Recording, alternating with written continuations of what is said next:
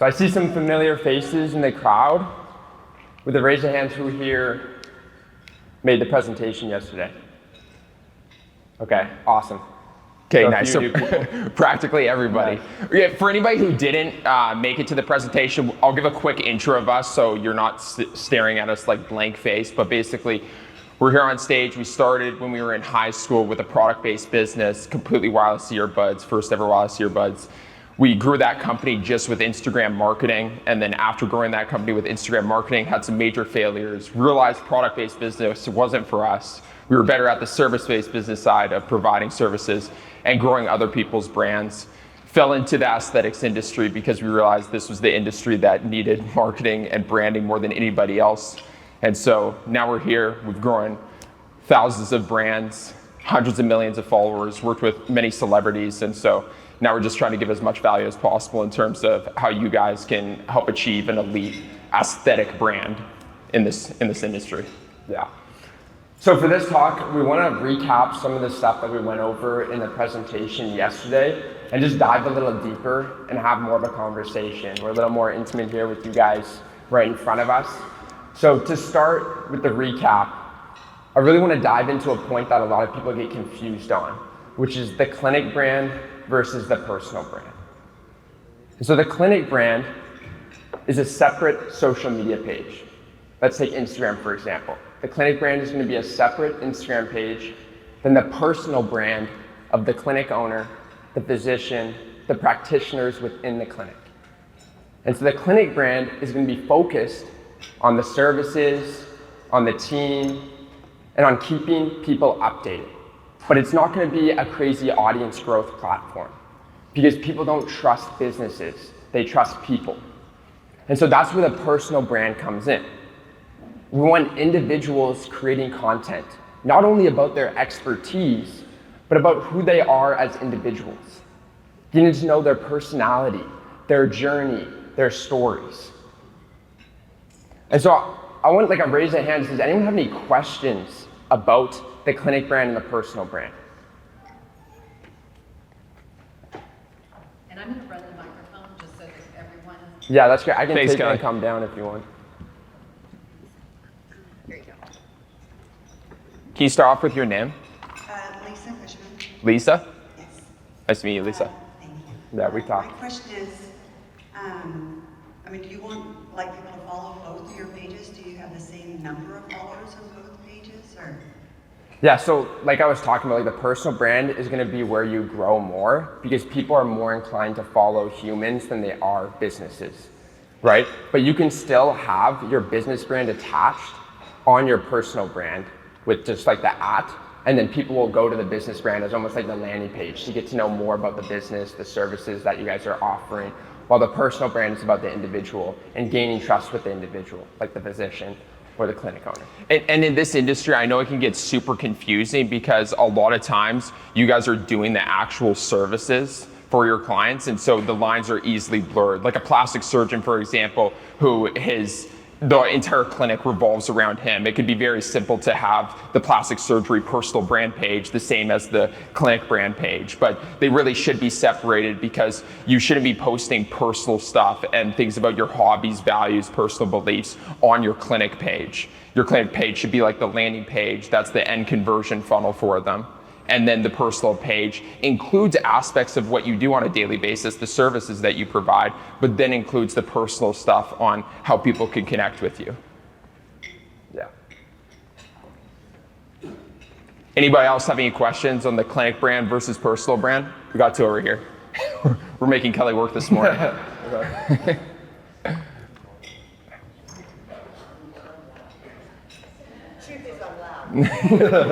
That's Really, really loud.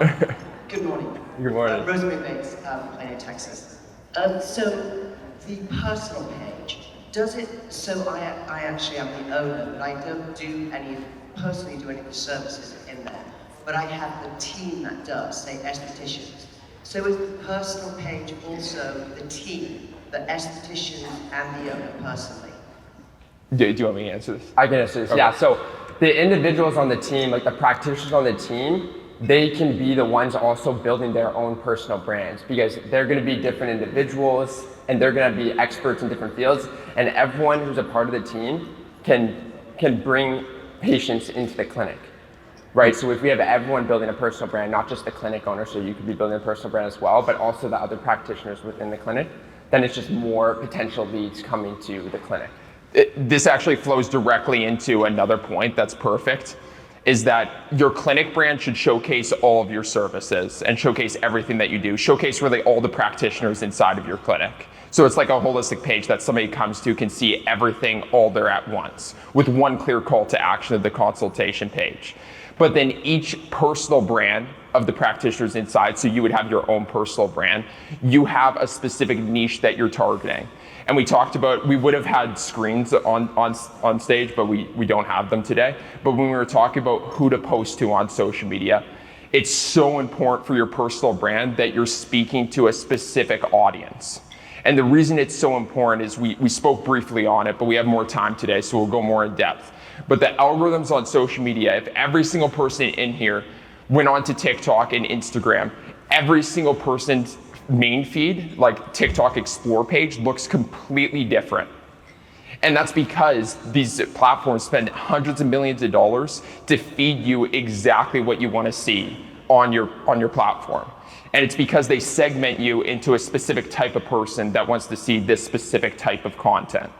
And so when you, as a creator, are posting content on social media, if you aren't dedicating that content to a specific audience and speaking to one specific audience, then you're trying to speak to everybody, and then you're actually speaking to no one. Because Instagram and TikTok are like, okay, where do we put this content bucket in? Okay, they're speaking to males, females, they're speaking to Gen X, Gen Z, like they'll feed it to 200 people, they won't get the likes, and then they won't feed it to anybody else. Compared to if you're speaking to 30 to 40-year-old women who just gave birth, and then you can speak to their exact pain points. And when they're listening to your content, they know exactly that you're speaking to them. They feel heard, they engage with the content, and then it goes out to more people in that specific audience. Yeah.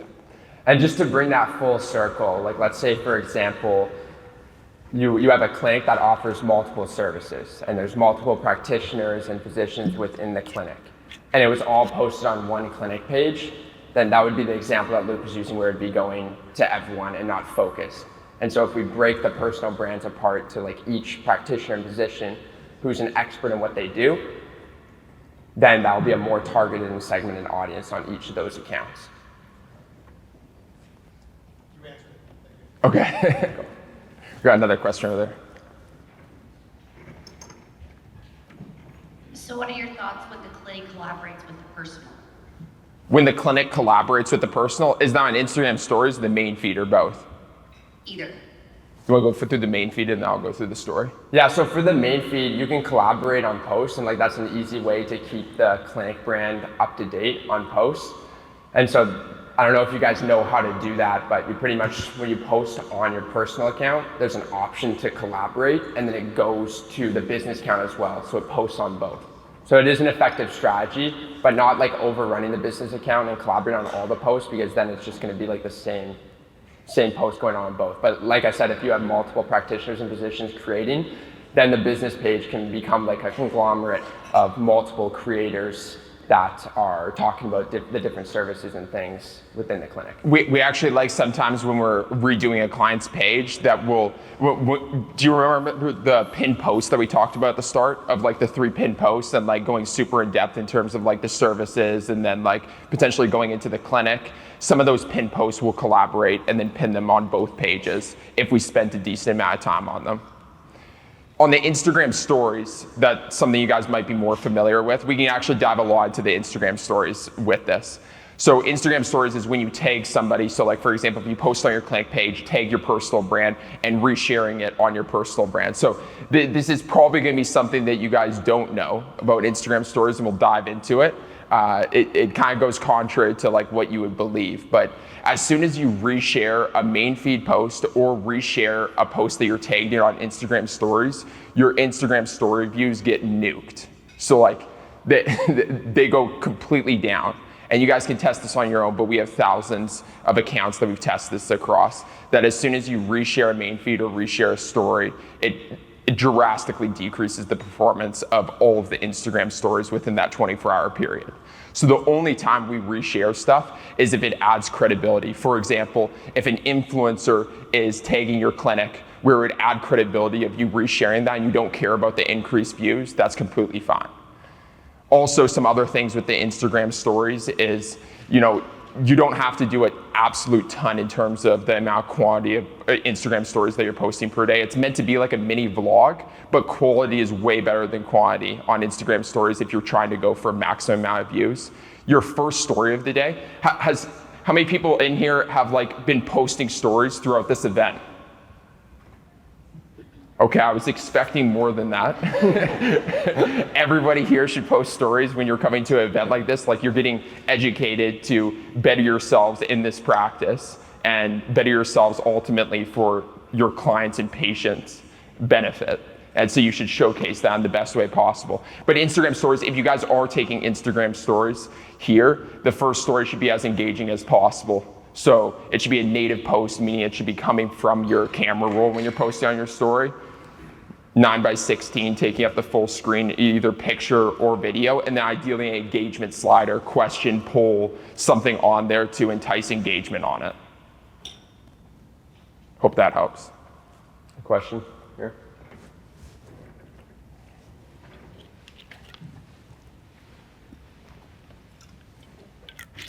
Toby. Toby Navidad, El Paso. So we had this discussion with the Instagram business versus personal. So if you have 5 to 10 employees or what have you, and they're all going to then have their own personal Instagram or what have you, social media, that will then be tagged back to the flagship mothership. How do you curate that so that you still kind of keep a theme of maybe it's the color theme, the presentation, so that it doesn't distract from the original branding of the med spa itself? So my concern would be you have people going rogue or something, and doing their own thing, and it's distracting from what is the flagship of, especially if you end up looking at future franchises and so on. I have a point I want to go into this, but you can go first. Okay. Yeah, so for the personal brand side, you don't need specific branding or colors that you use consistently. And if anything, it might be better to change it up, just because if people see content on their feed that looks the same, they're gonna think it's the same video, even though it might be different content or it might be educated on something different. So changing it up here and then with the captions or the colors on the personal branding side is completely fine. And then on the clinic brand side, having that more cohesive and aligned with the branding of the clinic is gonna make the most sense. And then any clinic owners in here is gonna really resonate with this, where you guys have probably tried getting your team members, injectors, estheticians, or just any practitioners in your practice, to do social media. Come on, just do social media, and they just don't want to. And it's kind of the what's in it for me approach, where we sometimes work, when we, Sam talks about this all the time, Sam Patel, when he works with his clinics, is that he talks about compensation programs for practitioners inside your practice to be compensated if they bring in their own clientele, to motivate them to do social media. But for any single person who isn't a clinic owner and is just a practitioner inside of a practice, you increase your value in the marketplace when you grow a brand. There's tons of people on TikTok and Instagram that don't own their clinic, and they grow their brand and they become invaluable in that practice.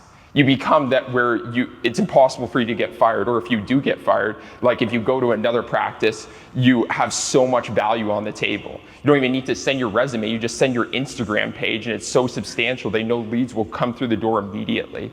So any single person who's not a clinic owner should be the ones who are dialed in and trying to go as hard as possible. And you can convince your clinic owners to be investing in helping you out with your social media, because it's a huge benefit to them.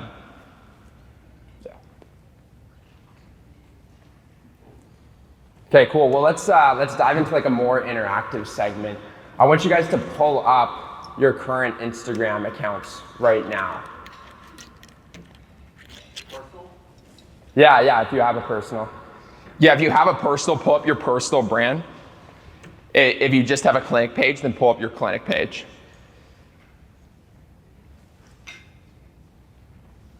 Everybody got that? Yeah. Cool. Does anybody here not have a clinic Instagram page? Okay. Okay, that's good. That's good. So do you guys remember what we went through yesterday for the people that were at the presentation where we went through like how to revamp your social medias? Did any of you guys make changes right after our presentation? Raise your hands. Change my clothes. There we go. It was a long day, okay? We get it. So hopefully right now we can make some of those changes right away. So if you're on your Instagram page, everyone on their Instagram page? Yes? Okay, great. So for the profile picture, we want that to be a headshot. And you can change that right now to any selfie picture or headshot you can have, get a professional headshot later. But you can change it to that headshot, and that's gonna be the #1 first change for your Instagram page. If that's for the personal brand page. For the clinic page, just make sure it's your logo with like a white background or a clean black background, whatever your background normally is on. Yeah.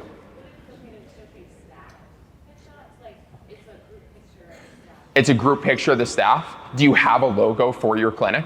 Switch it to the logo for, what? Oh, yeah, I would have to see it to Yeah, see the thing with the team pictures is often with the profile picture, it's not as visible, and so it's harder to see even the team faces, so it's not as visible. I'd recommend for like the pin post, if you're doing like a team pin post for the clinic account, then having the thumbnail of that pin post be the picture, so then it's more visible on the page, and then changing the profile picture to your logo. Yeah. Yeah. Because the main purpose of the profile picture being like super eye-catching is when people are searching you up from like the Instagram algorithms and like searching you up from the SEO side of things. So you want it to pop and you want them to immediately see that that's a clinic brand. Yeah. So the other 2 points about the profile was just removing the background and adding a signature ring, which are 2 components that you can do on Canva. So right now, just simply adding the headshot or the clinic brand logo will improve that. For the bio, if you guys go down to the bio, this is probably the most important part of the Instagram page, just because it's the summary of what you guys do and who you guys are. And everyone loves summaries nowadays. No one wants to read the whole book. They're just gonna look up the summary on ChatGPT, right? So they're gonna do the same when they're judging your Instagram. And so the 5 key points that we went over, and I'd like to get like maybe someone so that we can like potentially build out a bio right now. Someone from the front row here, does anyone wanna? I think Andrew does. Andrew? I need help. Okay, Andrew needs help. Is it your clinic? So I haven't looked at my Instagram in a while, but that was my bio when I... Okay, so his bio was, believe it or not, I was not this popular in high school.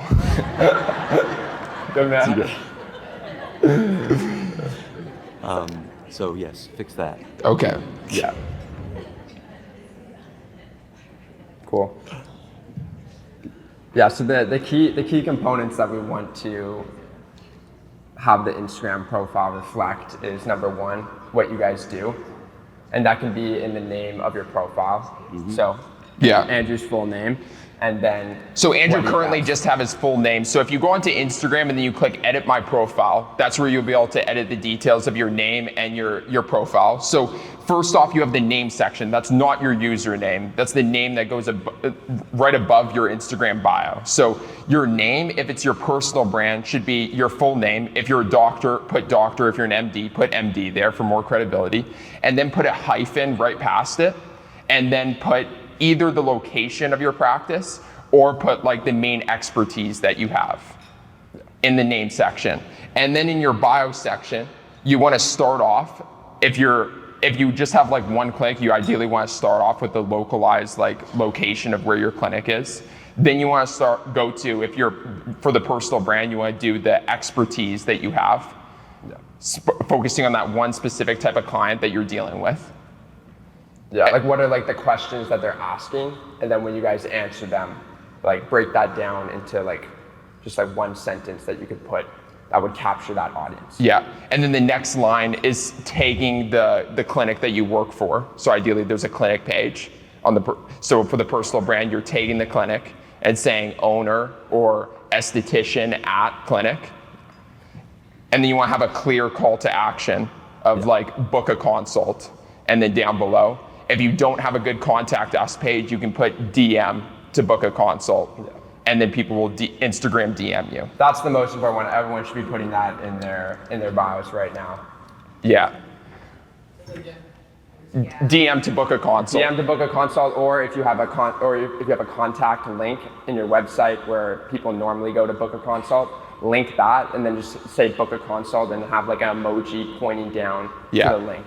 I just want to give a warning too, because I don't want to be liable for this because we don't work with you. But if you do DM to book a consult, just know that technically you are starting a doctor-patient relationship as soon as they DM you, if you guys are doctors.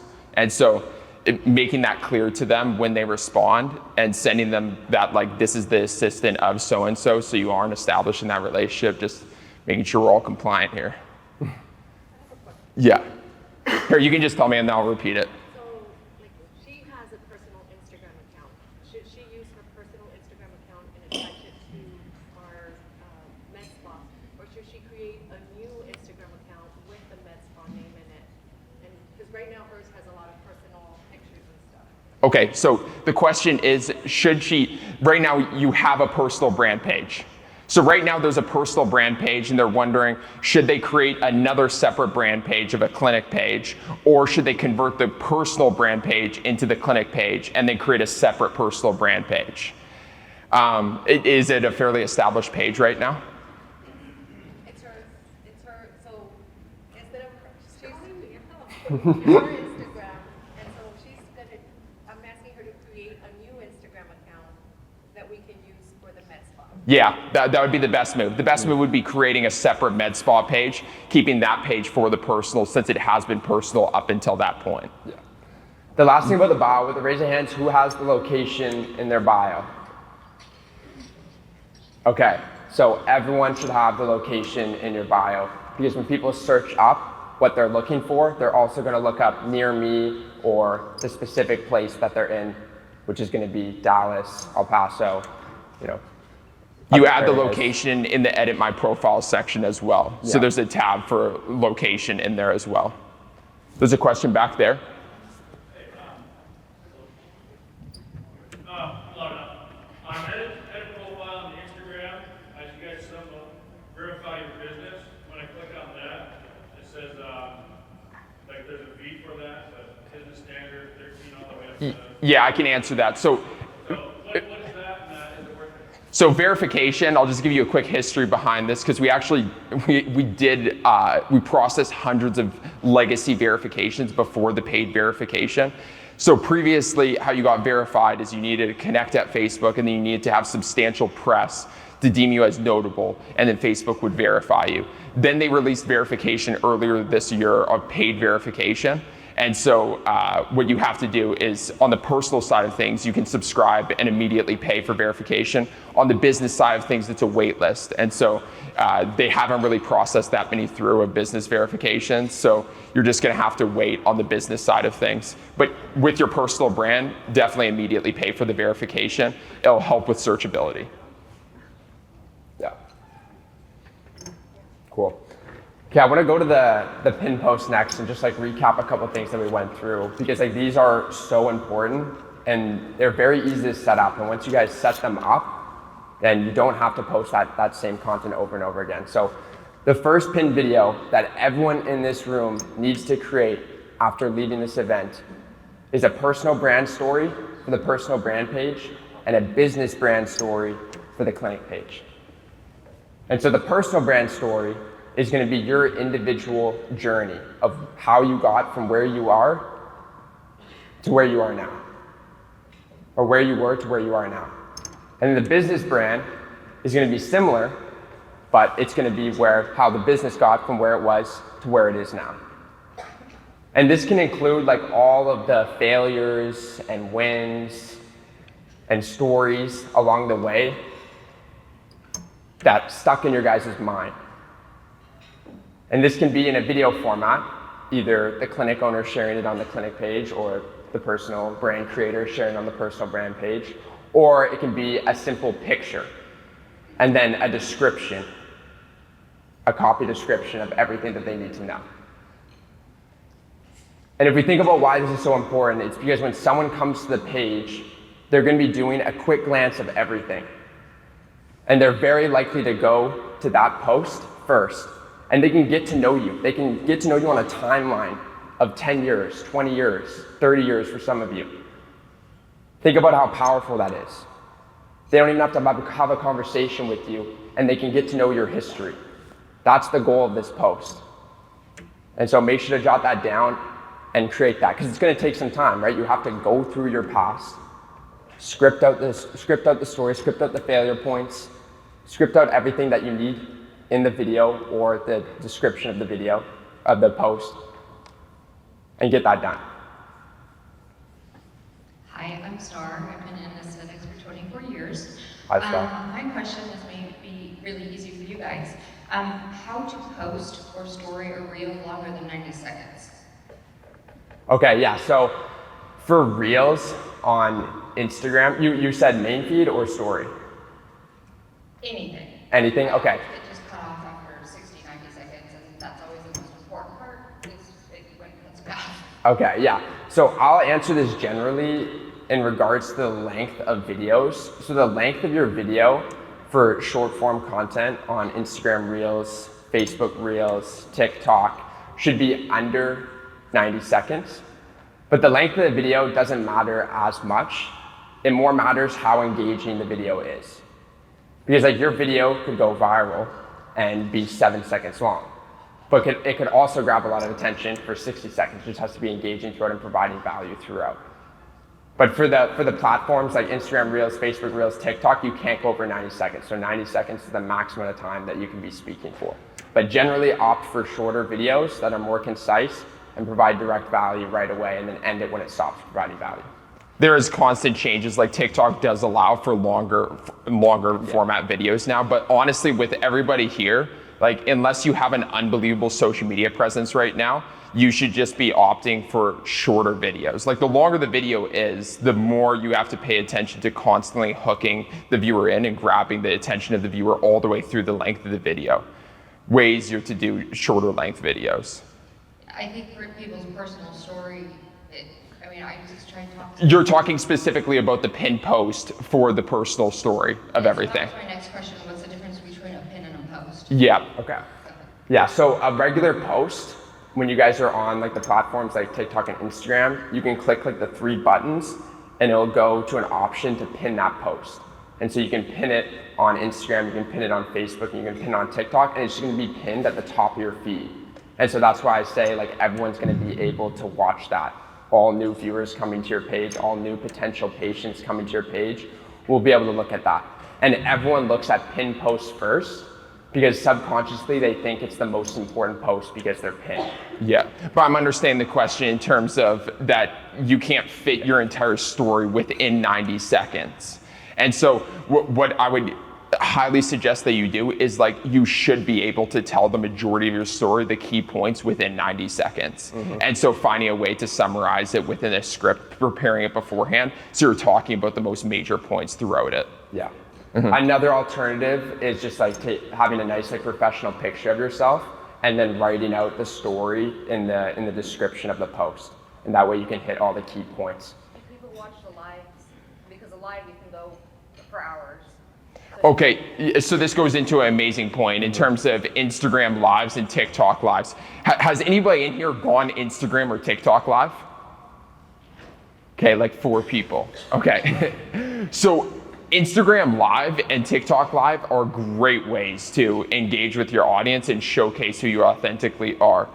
We have this strategy of where we get our clients to go Instagram or TikTok live when they have a video that's performing extremely well. Because if you have a video that's going out to a huge non-follower base, so if you implement the tactics that we're talking about of creating content that goes to a large follower base, non-follower base and getting a lot of exposure.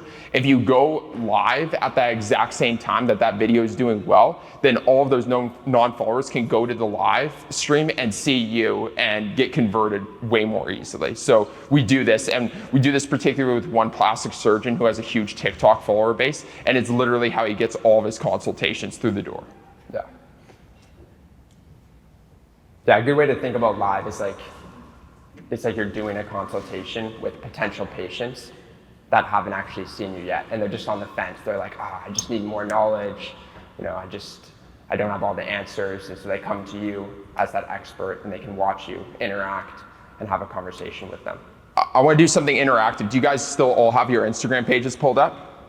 Can you guys go to your most recent video that you've posted? And can I get a raise of hands if you have a video on your page? Okay, nice. Okay, this will be good. So go to your recent video and watch your recent video.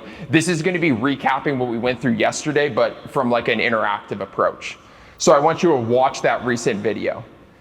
As you're going through that video, there's two things that we're going to look at. So the first thing is the hook of the video. So the first 3 seconds of the video. And what's happening in that video, what's being said in that video. So the verbally, what's being said, and then non-verbally, what's written on the screen, what's in the background giving credibility to the video, what props are being used, what movement is happening inside of the video. Is there anything, if you're looking at it from a viewer that's a complete non-follower who knows nothing about you, nothing about your clinic, and nothing about the services that you provide, does it make sense to them? Like, does it actually capture curiosity and capture their attention? That's the first thing. If it's a no to that, of capturing curiosity, capturing their attention of somebody who knows nothing about you, then it's practically impossible for that video to do well to non-followers. So that's the first thing.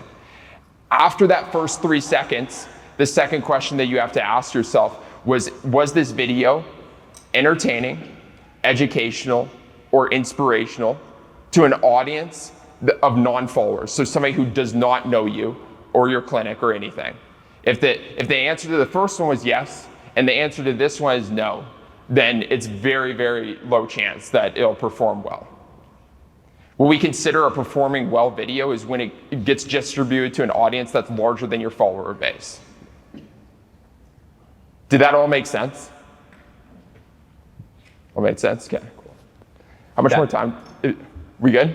We're gonna unfortunately have to. That's fine. Okay, one last point. Can I do one last point? Okay, one last point, just to make things like super clear regarding the main feed content and the stories content. So the main feed content that we're posting, ideally Reels, because we've been talking about video content this whole time, we want it to be going out to strangers. So people that don't know us, potential patients that don't know us. And you can think about it like they don't know you, they don't know your services, they're in a rush, and they have a 3rd grade education. Just think about it like that, because then you're gonna simplify your video as basic as possible when you're posting it. And then for the stories, that's gonna be to your followers, to your more dedicated audience. So once the potential patients come in and view the content that you're posting to your Reels, to your TikToks, to your For You page, they're gonna go to the stories to dive deeper with you, to get to know you more, to see your day-to-day. Thank you guys. Yeah. We're literally in a booth. We brought our entire core team here, so like, don't be shy. Literally, like, we don't bite. Like, come out, have a conversation, and yeah, we can help you guys out one-on-one. Thanks, guys. Thanks, guys.